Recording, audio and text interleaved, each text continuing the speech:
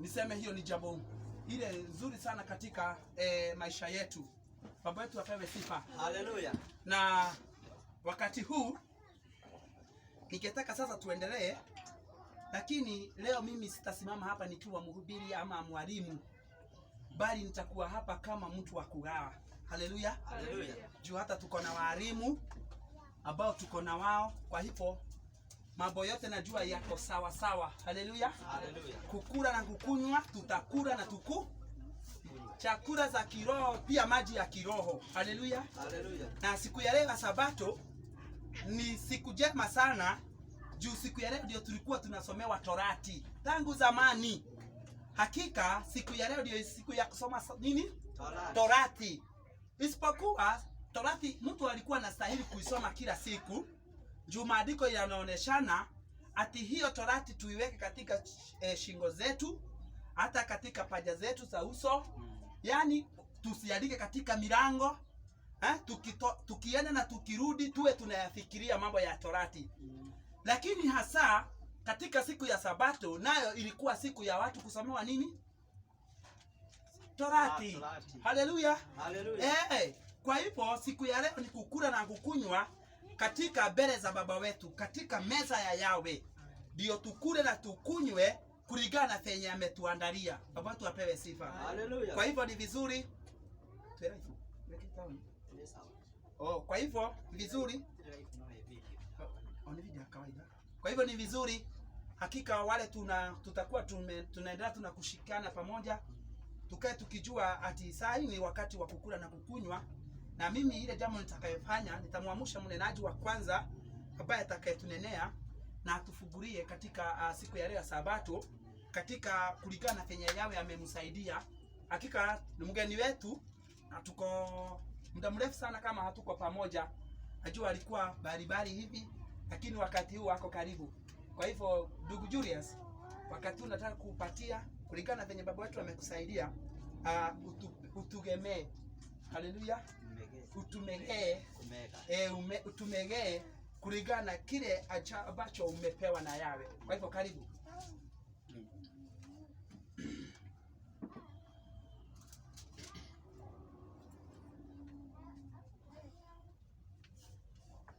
Shalom. Shalom. Shabbat shalom. Shabbat shalom. Kwanza, kama iliyo desturi yangu, wacha nichukue nafasi nikiwa mbele zenu na pia nikiwa mbele za baba yetu Yawe, huyo mtakatifu wa Israeli, baba aliye mwema na pia baba aliye mwaminifu. Kwanza iwe niye ndiye nitampatia nafasi ya kumtolea shukrani kwa sababu ya wema wake, hata kwa sababu ya upendo wake, hata zaidi kwa sababu ya uaminifu wa baba. Kwanza niseme katika zile shukrani ambazo naweza kusema ni za karibu sana, niseme kwamba baba, kwanza asubuhi leo amenifungua katika wema wake. Nimekuja vizuri na vizuri kabisa, pasipo hata kupotea, nikakuja kufika vizuri sana katika kikao hiki pale ambapo tuko na mkutano wa leo. Na furahi kwa sababu sijaona jambo lote la kunikwaza, bali nimekuja vizuri sana, hata tukakutana na ndugu vizuri sana pasipo hata kupoteleana kidogo. Kwa hivyo nasema baba yetu Yawe arudiwe ni shukrani. Pia niko na furaha kwa sababu kama vile ndugu ametangulia kusema, ni muda mrefu sana hatujaonana macho kwa macho, na kwa kuonana tena macho kwa macho siku ya leo, kila mmoja wetu tukiwa tunakiri ya kwamba Yashua ni Mwokozi, tukiwa tunamtukuza baba yetu, na ya kwamba sisi wenyewe bado tungali tunanena ya kwamba kutambuliwa kwake Mwokozi wetu Yashua hakuja nenwa ya kwamba kumetambuliwa, bali tungali tunamsubiri Mwokozi wetu na tunamngojea tukiwa na hiyo tumaini ya uzima wa milele na milele. Na ndio nasema baba yetu Yawe aendelee kurudiwa ni shukrani kwa sababu hilo jambo. Pia nimelishwa vyema katika nyumba ya baba yetu kupitia neno lake, na mrudishia shukrani. Pia nikisema tu katika muda ambao umerudi nyuma katika siku 6 za utendaji kazi, nimeona baba akiwa upande wangu katika kulala kwangu, katika kuamka, katika kuondoka. Nafurahi sana. Pia nimepata pahali pa kulala kila usiku. Pia sijaenda njaa kwa sababu baba pia amenionekania katika chakula changu.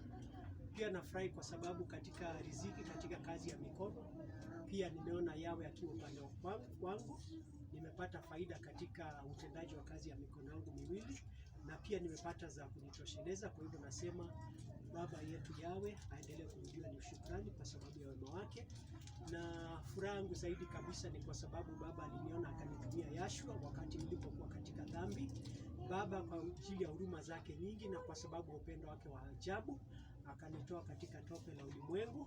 Baba akaniita katika zizi lake kwa sababu yake Yashua, na ni kwa sababu hapa na mpango mzuri juu ya roho yangu kwa sababu ya uzima wa milele na milele. Na nafurahi sana kwa sababu ya kazi ya Mwokozi wetu anaendelea kufanya ndani yangu, kazi ambayo ni ya kiroho ya kubomoa na kuvunja mijengo yote ya ule mwovu.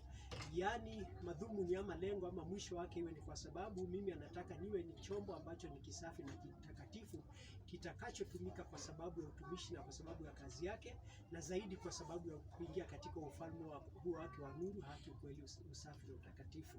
Haleluya. Haleluya. Kwa hivyo nasema hizo sifa na utukufu zirudie Baba yetu, na pia wakati sifa pia na shukrani za wateule zinapotolewa, naomba pia zangu zipate kuweza kushirikishwa na kuorodheshwa mbele ya kiti cha Baba pamoja na za wapendwa wale wengine wote. Nasema Baba yetu Yawe arudiwe ni shukrani. Haleluya. Haleluya. Haleluya. Asante sana. Pia niko na furaha kwa sababu Baba amenipatia hiyo nafasi kwa ajili ya kusimama mbele zenu siku ya leo.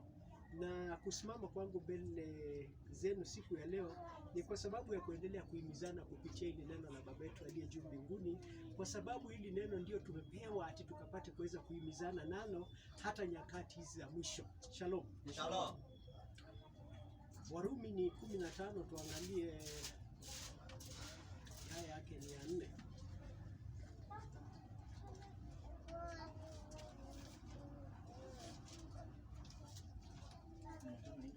Eh, 15:4 Warumi ikasema aje? Tusikie pia. Inasema hivi, kwa kuwa yote yaliyotangulia kuandikwa yaliandikwa ili kutufundisha sisi, ili kwa saburi na faraja ya maandiko tupate kuwa na tumaini.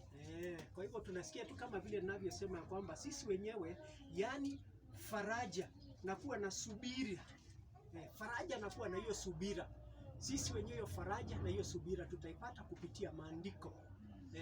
Na kwa sababu pia tunajua kwamba Baba yetu Yawe ndiye mfalme wa faraja. Ndiye mfalme wa faraja. Yaani katika kila jambo lolote tunalolipitia, Baba yuko tayari kutufariji. Yaani kwa nini nasema kwamba Baba ndiye mfalme wa faraja? Ni kwa sababu hii duniani kuna mambo huwa tunayapitia ambayo tukijaribu kuyapitia na mawazo na mafikira ama uwezo wa mwanadamu, sisi wenyewe hayo mambo yatatustahimili. Kweli si kweli?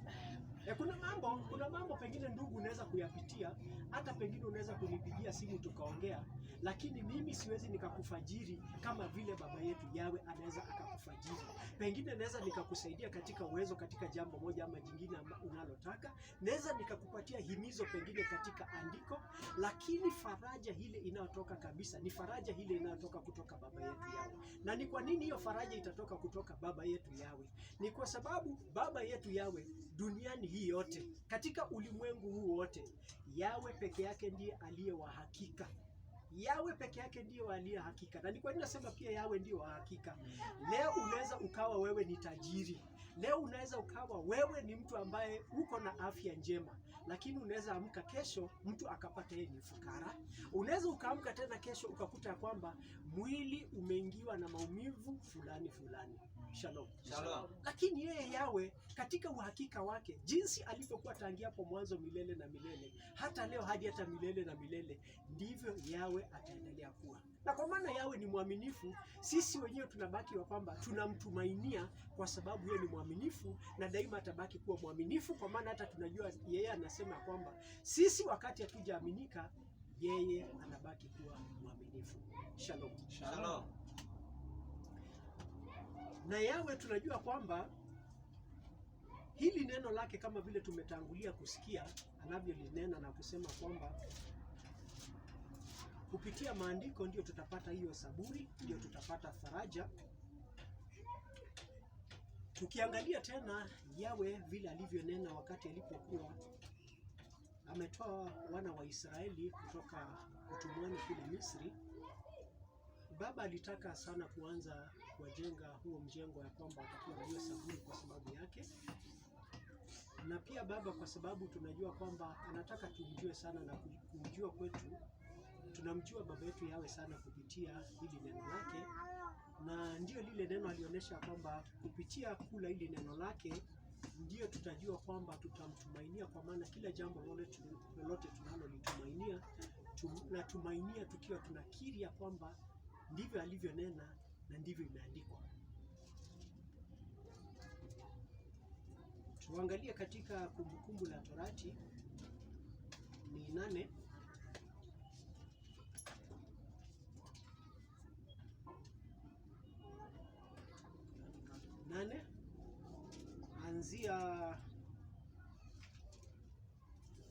anzia tu pale kwenyewe, anzia pale kwenyewe ufikishe aya yake ya 5. Amri hii ninayokuamuru leo mtaishika kuitenda, mpate kuishi na kuongezeka na kuingia katika nchi ile ambayo Yawe aliwaapia baba zenu, nanyi mtaimiliki. Hebu fikisha tu hapo kwanza. Kwa hivyo tumeanza kusikia kwamba Baba sisi wenyewe anaposema haya maneno na anapoapa yeye mwenyewe, Yawe anapoapa, na kwa sababu tunajua kwingine katika maandiko Yawe anasema vizuri sana, mimi si mwanadamu niweze kudanganya. Yawe si mwanadamu apate kuweza kudanganya. Kwa hivyo kila jambo ambalo Yawe analolisema ni jambo ambalo wewe ukilishika kwa uhakika, hata ukienda mbele za Baba yetu umwambia kwamba Baba, ulinena katika kinywa chako kupitia neno lako, kupitia watumishi wako, ukanena ukasema ya kwamba mimi mwenyewe nikiwa msikivu katika kuzishika amri zako, kuyasikiza maagizo yako Baba, kufanya mapenzi yako Baba, kujaribu kutafuta mausia yako kama vile Daudi alivyotafuta mausia yako kwa moyo wake wote, Baba, ulisema kwamba utanibariki. Shalom. Shalom. Na hapa tunaona ya kwamba anaanza kushirikisha amri zake na baraka zake. Yaani anaonesha kwamba faida ni sisi kwetu. Faida ni kwetu sisi wenyewe. Ama sijui kama Baba yetu kuna faida yoyote ambayo upokea sisi wakati tunapomtii. Yaani kuna faida yote, yani nani anapokea sasa faida kati yetu na Baba yetu? Ni sisi. Ni sisi ndio tunapata faida, yani wakati tunapokaa katika mapenzi ya Baba yetu aliye juu mbinguni, wakati tunapomtii Baba. Na hapa unasikia kwamba sisi wenyewe wakati tunapopata kushika maagizo yake yote, anasema ya kwamba sisi wenyewe tutaishi na kuongezeka na kuingia katika nchi ile ambayo Yawe mwenyewe aliyotuapia sisi wenyewe. Kwa sababu sasa tunaona kwamba ahadi kama vile anavyosema katika hiki kitabu cha Kumbukumbu la Torati 29:29, alisema vizuri sana kwamba mambo yale ambayo tayari yameshafunuliwa yetu sisi wenyewe. Akasema yale yaliyo katika sirini ya kwamba hayo ni yake mwenyewe. Na kwa sababu mambo yale yote yeye mwenyewe tayari ameshafunua, anaendelea akifunua na akionyesha. Na tunajua vizuri sana ya kwamba sisi wenyewe tunapojilinganisha na wana wa Israeli, tunajua kwamba katika wakati moja ama mwingine tuliishi katika Misri, ambayo Misri ni nyumba ile ya utumwa, ambayo ni nyumba ya dhambi. Shalom. Shalom. Na wakati mtu anapofunguliwa hapo sasa, anafunguliwa na kuanza kupelekwa sasa katika mji ule ambao ni wa ahadi, nayo tunajua ni ile Yerusalemu mpya, ambao kwanza tunajua kwamba ni katika hali ile mtu atakayojitunza na kukaa nayo katika ulingo wa ufalme wa kiroho. Wakati ile itakapofunuliwa sasa, ndio itadhihirisha yale ambayo yaliyo kweli na yaliyo ya hakika. Ndugu, hebu endelea. Haya, ndio inasema hivi, nawe utaikumbuka njia ile yote Yawe Elohimu wako aliyokuongoza miaka hii 40 katika jangwa, ili akutwenze ukujaribu kuyajua yaliyo moyoni mwako, kwamba utashika amri zake au sivyo. Akakutweza, akakuacha uone njaa, akakulisha kwa mana usiyoyajua wewe wala baba zako hawakuijua, apate kukujulisha ya kuwa mwanadamu haishi kwa mkate tu, bali huishi kwa kila litokalo katika kinywa cha Yawe. Nasema, mavazi yako hayakuchakaa wala mguu wako haukuvimba miaka hiyo 40. Nawe fikiri moyoni mwako ya kuwa kama vile baba amrudivyo mwanae, ndivyo Yawe Elohimu wako akurudivyo. Sasa hapa tunaendelea kusikia kwamba Baba anaendelea kuongeza maneno mazuri sana, maneno yaliyo matamu ya kutukumbusha tu, kwa sababu hapa anaonyesha kwamba wana wa Israeli yeye mwenyewe alipowatoa kule Misri, wakiwa kule jangwani, yeye mwenyewe katika ile njia ya kutaka kubomoa ile misingi ama ile mizigo aliyokuwa wametoka nayo kule Misri, katika njia moja alianza kufanya hiyo kazi. Alianza kufanya hiyo kazi kama vile anavyofanya hiyo kazi ndani ya kila mmoja wetu, yani alianza kuwatweza wenyewe, kuwatweza kwanza wenyewe na kuonesha wakapata kuweza kupata hiyo njaa kwanza katika mili yao ya nyama. Na anasema hapa kwamba jukumu ama lengo la hayo mambo yote ilikuwa ni ya kwamba yeye mwenyewe aoneshe ya kwamba ndio nitawapa hii mana, chakula hiki cha ajabu ambacho kinatoka juu mbinguni, lakini sicho kile ambacho nataka mtumainie sana. Nataka mumtumainie mimi mwenyewe ambaye niliwatoa kule Misri, mimi mwenyewe ambaye nimewatweza, na kuonesha kwamba kwa kunitumainia mimi mwenyewe nyinyi wenyewe mtaishi, na njia ile mtakaopata kuishi ama kujengeka ni kupitia kula hili neno la Baba yetu aliye juu mbinguni. Na ni kwa nini? Ni kwa sababu hili neno la Baba yetu aliye juu mbinguni liko na uweza ule uletao uzima wa milele na milele. Shalom. Shalom. Na hapa tunasikia kwamba Baba pia alitenda miujiza ambayo ni ajabu sana, na ni mambo ambayo tunaendelea kujikumbusha tena, kwa sababu hata kama tu vile nakumbuka nilisema wakati mwingine, nilisema sisi wenyewe tukijihesabu sasa, hata pengine mtu ujihesabu kwa hapa huko pengine na miaka 40, hebu ujipime tangia pengine wewe ulipotoka, yani utotoni mwako hadi uje ufikie sasa hivi ulivyo mzima hivi, ama pengine hata uhesabu mwaka ambao umerudi nyuma. Sasa ukihesabu sasa, utataka kuhesabu wa maandiko ama utataka kuhesabu wa Kirumi, ujaribu kuangalia pengine ni mavazi mangapi ambao pengine yamepitia katika mwili wako.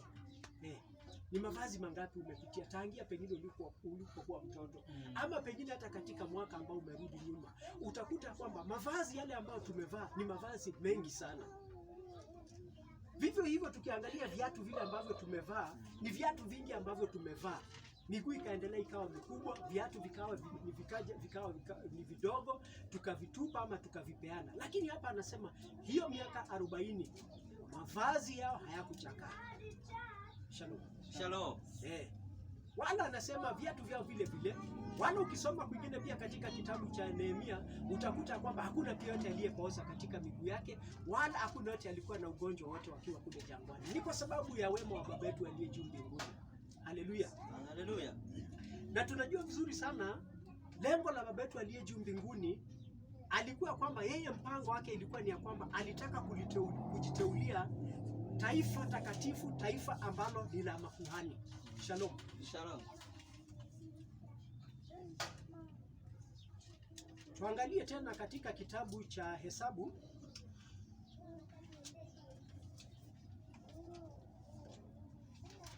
Sio Hesabu.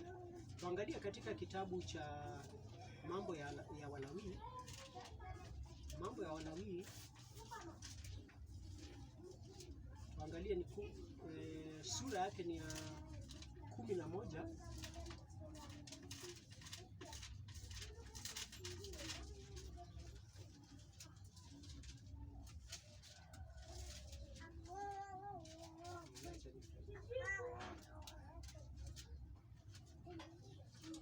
Tuanzie aya yake ya tusome aya yake ya 44 na 45. Inasema hivi, kwa kuwa mimi Yawe Elohim wenu, kwa kuwa mimi ni Yawe Elohim wenu, takaseni nafsi zenu, basi iweni watakatifu, kwa kuwa mimi ni mtakatifu. Wala msitie uchafu nafsini zenu kwa kitu kitambaacho cha aina yoyote kiendacho juu ya nchi. 45. Nasema inaendelea, nasema kwa kuwa mimi Yawe niliyewaleta kutoka Nehi ya Misri, ili kwamba niwe Elohim wenu, basi mtakuwa watakatifu, kwa kuwa mimi ni mtakatifu. Kwa hivyo tunaanza tena kuona hapa Baba anaendelea tena kuoneshana jambo lingine, yaani jambo lile ambalo Baba alikuwa nalo nzuri sana, kwa sababu tunajua kwamba mpango wa Baba yetu Yawe ulianza wakati Adamu wakati walipoanguka pale katika bustani ya Edeni, tunaona sasa baba mwenyewe sasa alianza ule mpango wake wa kutaka kurehemu mwanadamu na kumrejesha tena katika ule uhusiano aliokuwa nao hapo mwanzo na Adamu pale katika bustani ya Edeni. Na hilo jambo wakati Yawe baba yetu alianza kulitenda, hilo jambo alianza kulitenda kwanza kwa kutaka kutoa wana wa Israeli na kutaka kuwatumia, na katika huo mpango tunajua vizuri sana yeye mwenyewe ahadi hiyo ya milele na milele aliyoianza, alianza kuanza na mtumishi na rafiki wake Abrahamu. Hapo ndio hapo alianza sasa, na akaanza akiapia sasa na kuoneshana kwamba yule ambaye alikuwa anakuja kuwa kwamba ndiye atakayedhibitisha na kutia muhuri katika hilo jambo, Yashua Mwokozi, ya kwamba atapitia katika huo uzao. Shalom. Shalom. Na ndio hapa tunaona hilo jambo la kwamba sasa Yawe mwenyewe anasema kwamba hili taifa ambalo amelitoa Misri, hili taifa ambalo anataka kuendelea katika huo mpango wake wa wokovu, ameanza kuoneshana ya kwamba hawa watu anataka wawe ni watu watakatifu kama vile yeye mwenyewe alivyo mtakatifu, na atumikiwe katika utakatifu ni hawa watu. Shalom. Shalom. Na ni kwa nini nasema hivyo? Nasema hivyo ni kwa sababu pia tunajua kwamba njia ya baba yetu Yawe hii katika usafi na katika utakatifu. Hebu tuangalie katika Zaburi. Tuangalie katika Zaburi. Zaburi ya 70 na Zaburi ya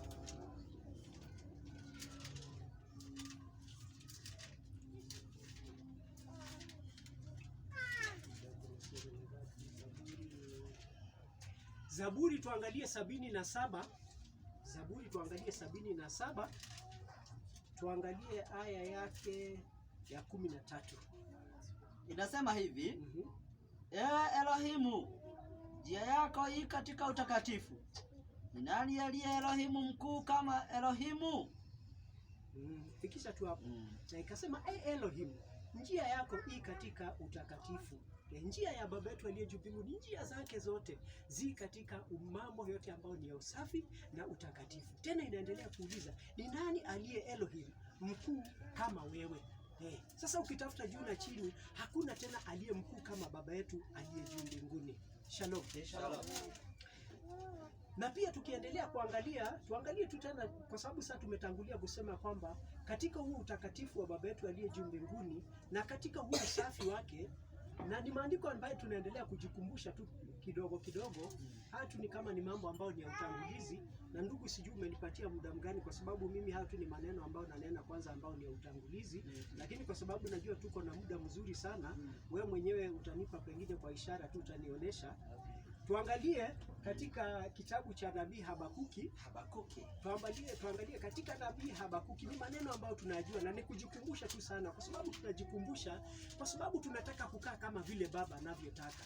Na kutaka kujua vile baba anavyotaka tukae, kwanza ni katika ile njia ya kumjua baba yetu Yawe, jinsi alivyo yeye mwenyewe na jinsi mapenzi yake baba yetu Yawe yalivyo. Habakuki ni sura tu ile yake ya kwanza. Tuangalie aya yake ni ya 13. Ni maandiko tunayajua vizuri sana, ni kujirudia tu tunarudia. Kitabu cha Habakuki, nabii Habakuki 1 mstari wake wa 13. Ndio. Nasoma katika jina la Yawe. Wewe uliye na macho safi, wewe uliye na macho safi, hata usiweze kuangalia uovu, wewe usiyeweza kutazama ukaidi, mbona unawaangalia watendao kwa hila na kunyamaza kimya? Hapo mtu mwovu ammezapo mtu aliye mwenye haki kuliko yeye. Fikisha tu hata hapo. Lile jambo ambalo nilikuwa najaribu kushikilia hapa ama kulionyesha ni ya kwamba Yawe kama vile anavyonena katika neno lake la kweli, Yawe anasema yeye mwenyewe ndiye aliye na macho masafi mno asipate kuweza kutizama uovu. Tena anasema yeye mwenyewe hawezi akavumilia makosa. Shalom. Hawezi akavumilia makosa. Kwa hivyo unaona sasa lile jukumu sisi ambalo tuko nalo, kwa sababu tunajua kwamba Yawe mwenyewe ndiye Yawe yule ambaye anapeleleza viuno vya mioyo ya wanadamu. Yeremia inatuambia hivyo, kama sijakosea ni katika sura yake ya 17 inasema vizuri sana, Yawe ndiye anapeleleza viuno vya mioyo ya wanadamu na kuwalipa thawabu sawasawa na matendo yao. Si ni kweli? Ni kwa sababu moyo wa mwanadamu, mimi siwezi nikajua moyo wako, wala siwezi nikajua mawazo ya mtu yote aliye hapa, isipokuwa tu ni Baba yetu mwenyewe anayechunguza na kuona. Pengine tunaweza tukapeleleza mawazo ya mwanadamu wakati tunapoona sasa anadhihirisha mawazo yake katika kutenda kwake. Lakini akiwa tu hivi bure ameketi, ni vigumu sana kujua yale ambayo yanayopita katika mafikira, yale ambayo mtu ameweka katika moyo wake, pasipo pengine kuona yakidhibitika katika nini? Katika matendo yake. Shalom. Shalom. Yawe yeye mwenyewe ni mkamilifu, tena Yawe ni mwaminifu, na tena Yawe ndani yake hana ukaidi, wala Yawe ana uovu ndani yake. Kumbukumbu la Torati 32 aya yake ya 4.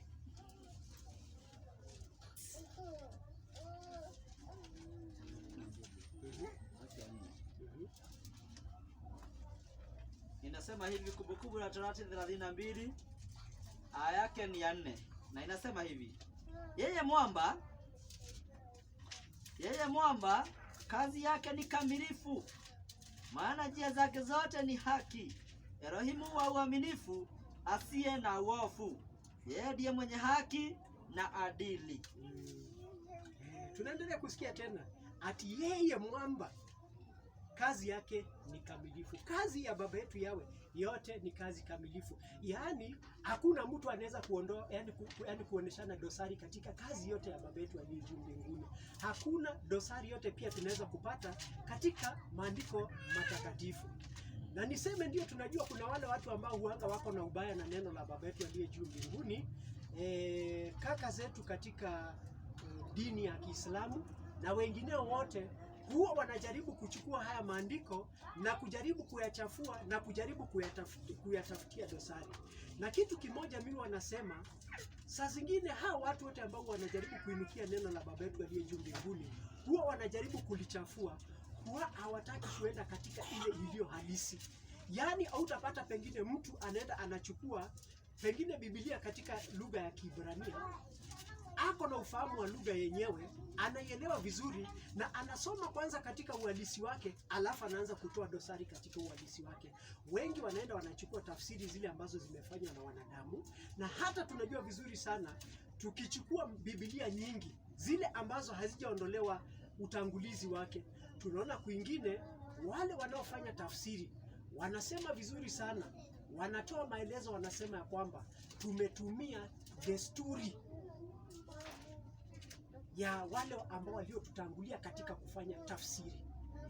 Wanasema wametumia hizo kanuni ama wametumia hizo tamaduni. Yaani hawajaondoka katika hiyo njia, hawajataka kurudi katika ile halisi na kuangalia kama vile inavyonena.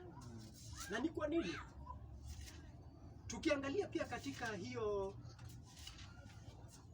Zaburi ya 19 aya yake ya 7.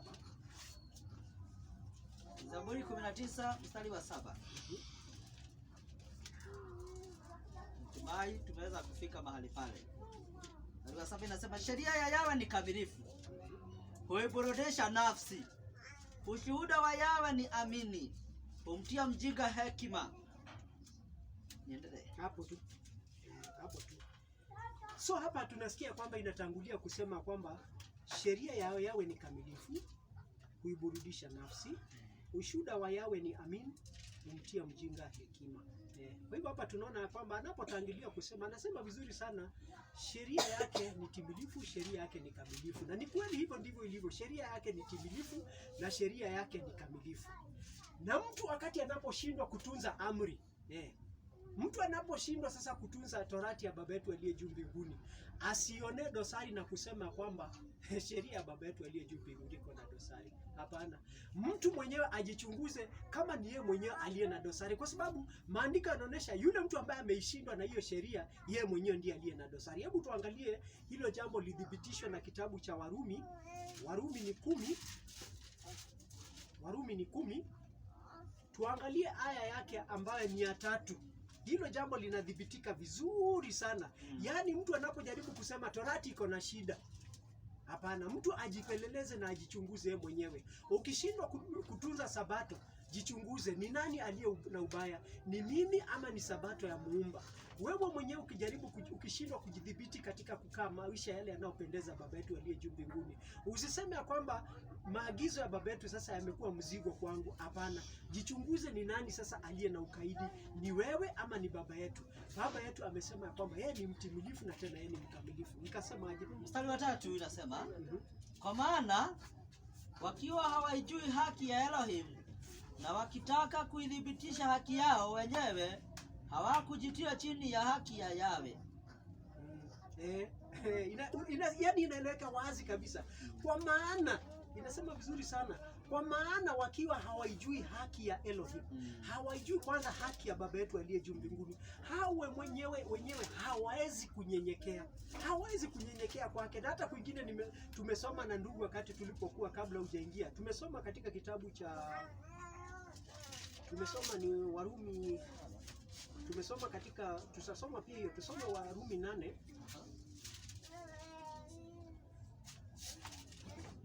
aya yake ya 6 hadi 9, anzia 6 hadi 9. Warumi tu hapo 8. Kwa kuwa nia ya mwili kwa kuwa nia ya mwili ni mauti, bali nia ya roho ni uzima na amani. Kwa kuwa ile nia ya mwili ni uadui juu ya Yawe, kwa maana haitii sheria ya Elohim, wala haiwezi kuitii. Wale waufuatao mwili hawawezi kumpendeza Elohim. Lakini ikiwa roho wa Yawe anakaa ndani yenu, ninyi hamfuati mwili, bali mwaifuata roho. Lakini mtu awaye yote asipokuwa na roho wa Masihi, huyo si wake. Fikisha tu hapo. Hapa inaanza kuoneshana tena vizuri sana. Yaani mambo yanaanza tu kutenganishwa vizuri sana. Mambo ya kiroho yanawekwa kando, mambo ya mwili pia yanaanza kuwekwa dhahiri na kuoneshana wazi kabisa. Na hapa inasikika vizuri sana. Yaani yule kwanza asiye na roho wa Baba yetu aliye juu mbinguni, yeye